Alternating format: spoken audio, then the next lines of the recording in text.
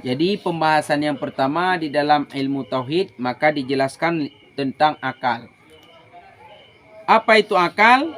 Akal adalah pemberian Allah yang amat besar. Karena dengan akal kita dapat mengetahui sesuatu setelah memikirkannya. Itulah fungsi akal. Fungsi akal itu adalah memikirkan sesuatu. Allah menciptakan makhluk itu, yang pertama diciptakan makhluk oleh Allah dari cahaya. Diberikan akal, tidak diberikan nafsu. Siapa itu? Malaikat. Yang kedua diciptakan makhluk oleh Allah Ta'ala, diberikan nafsu, tidak diberikan akal. Siapa itu? Hayawan atau hewan. Sebenarnya hewan itu bahasa Arab. Ya, hewan itu bahasa Arabnya adalah hayawanun. Hewan. Yang ketiga diciptakan oleh Allah makhluk, diberikan akal dan diberikan nafsu. Siapa itu? Manusia. Makanya Allah ciptakan manusia ini sangat sempurna dia, sebaik-baik bentuk. Kenapa? Diberikan akal dan juga diberikan nafsu. Nah, itu dia. Apa pengertian akal tadi? Pemberian Allah yang sangat besar. Ya, fungsi akal tadi untuk memikirkan sesuatu. Paham ya? Memikirkan sesuatu.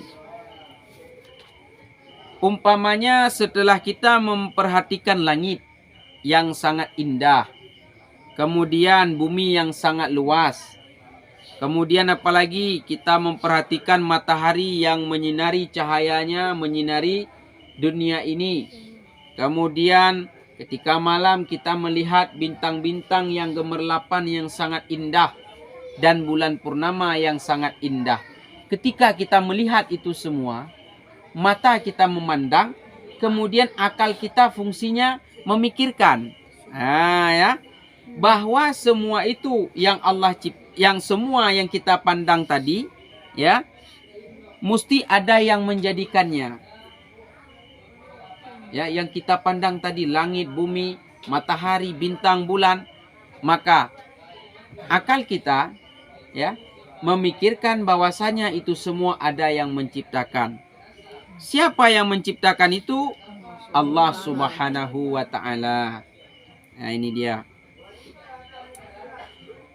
Karena di dalam Al-Quran Allah menegaskan, Allahu khaliqu kulli syai'in. Allah Ta'ala ialah yang menjadikan tiap-tiap sesuatu. Bumi, langit, laut yang sangat luas. Ada namanya Samudra Pasifik, ada namanya Samudra Hindia. Ya kan? Ada namanya satu lagi Samudra Atlantik. Ada lagi namanya Samudra apa lagi?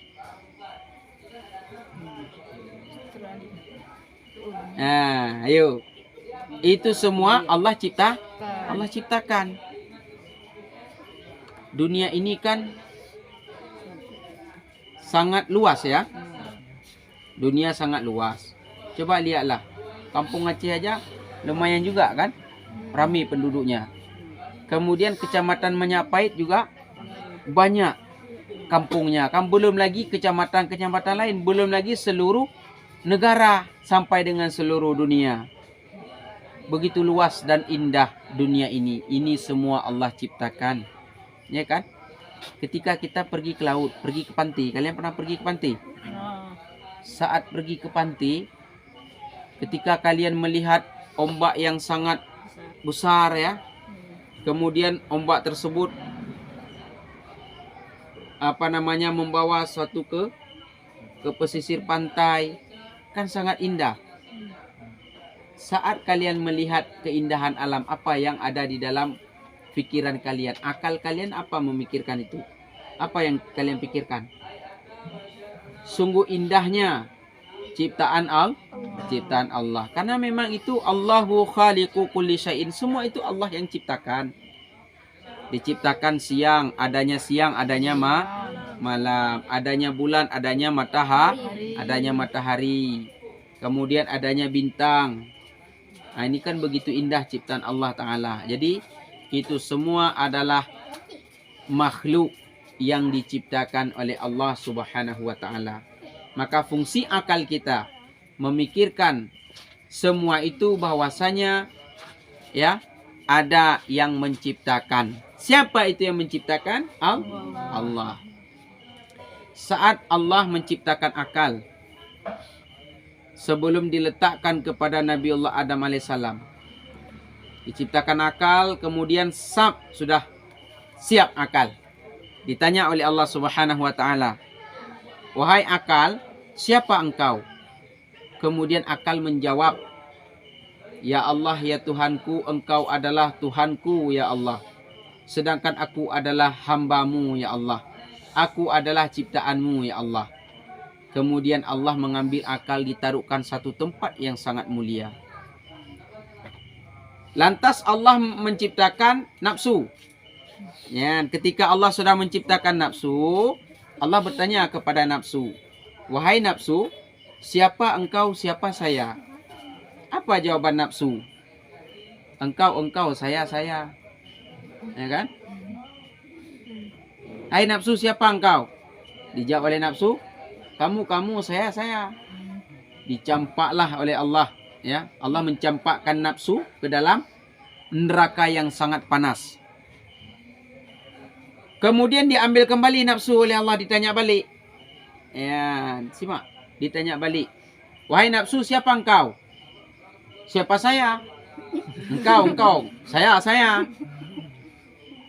Ya kan? Kemudian diambil lagi oleh Allah, nafsu tersebut dicampakkan ke dalam neraka yang sangat dingin. Dingin kali nerakanya. Bukan dingin kayak es, lebih dingin lagi. Kemudian diambil lagi oleh Allah Ta'ala, ditanya balik, wahai nafsu, siapa engkau? Ya, sama jawabannya. Saya, engkau. Ya kan? Maka singkat cerita, Allah mencampakkan nafsu ke dalam neraka yang sangat lapar. Ya, diambillah nafsu oleh Allah Ta'ala, dicampakkan ke dalam neraka yang sangat lapar. Kemudian diambil balik oleh Allah, ditanya lagi, wahai nafsu, siapa engkau, siapa saya? Barulah di situ kewalahan nafsu. Ya Allah, ya Rabbi, aku adalah hambamu, ya Allah. Engkau adalah Tuhanku. Barulah diambil nafsu, diletakkan oleh Allah kepada suatu tempat. Ini. Makanya kalau orang lebih mengutamakan nafsu ketimbang akal, maka celaka dia. Paham ya? Nafsu ini terbagi menjadi berapa? Nafsu ada 3. Nafsu yang pertama adalah nafsu lawwamah. Apa itu nafsu lawwamah? Nafsu yang diciptakan oleh Allah kemudian diletakkan kepada hewan. Nah, itu dia nafsu lawamah, itu nafsu hewan. Tugas hewan apa dia? Tugas hewan makan, tidur, berak, ya, kawin. Ya, itu tugas hewan. Enggak ada dia. Ada pernah lihat lembu pergi sekolah? Ada pernah lihat lembu misalnya pergi ke sawah? Pernah. Makan rumput. Nah, makan rumput ya kan? Maksudnya ke sawah dia bacok galengan pernah? Enggak. Bukan urusan dia itu bacok galengan ya. Ada pernah lihat misalnya kambing pergi ke pasar untuk beli sayuran? Enggak kan? Karena bukan tugasnya. Tugas hewan itu makan, minum, berak, tidur, kawin. Itulah nafsu lawamah. Ya. Jadi kalau ada manusia yang kerjaannya makan, minum, berak, kentut, ya kan, tidur, apapun nggak mau, itu nafsu lawamah dia. Ya, paham ya? Yang kedua nafsu amarah. Nafsu amarah ini nafsu syaitan. Makanya ketika seseorang dalam kondisi emosi dan marah, ya sama, emosi itu marah, marah itu emosi, tidak bisa mengontrol, yaitu egoisnya, ya. maka disuruh berwudu kata Rasulullah supaya untuk meredam amarah. Karena nafsu amarah itu nafsu syaitan. Dengan berwudu menjadilah dingin pikirannya. Udah berwudu Tengku, masih marah. Disuruh salat. Nah, ataupun membaca Al-Qur'an. Maka supaya meredam emosinya. Itu nafsu yang kedua, nafsu amarah. Nafsu yang ketiga apa? Nafsu mutmainnah. Nafsu mutmainnah ini adalah nafsu yang baik. Inilah nafsu yang good. Ya. Jadi kita lihat sekarang. Kalau misalnya ada kawan males ngaji, kerjaannya makan, minum, tidur, main game, ya kan, nonton TV, ngaji nggak mau, ibadah nggak mau. Itu berarti dia nafsu lawamah. Paham ya? Ya, berarti banyak nafsu lawamahnya. Habis itu disuruh pergi ngaji sama emaknya, pergi ngaji sana semprol, ya kan? Alah malas maaf. Marah pula dia. Kita lagi nonton TV disuruh ngaji segala macam. Apalah mama ini, dimarahin mamanya. Nafsu amarah berarti udah nafsu binatang sama dia, nafsu setan lagi sama dia. Ini dia. Ya. Jadi yang bagus itu nafsu mutmainnah. Artinya apa? Dia lebih mendahulukan akal ketimbang nafsu. Dia berpikir ini bagus enggak? Oh ini bagus, baru dilakukan. Ini namanya nafsu mutmainnah. Ya kan? Nah, paham ya? Kalian mau yang mana? Nafsu lawamah mau? Mau? Nafsu yang kedua tadi nafsu syaitan mau? Kalau nggak mau, ambillah yang ketiga nafsu mutmainnah. Sampai sini paham kan?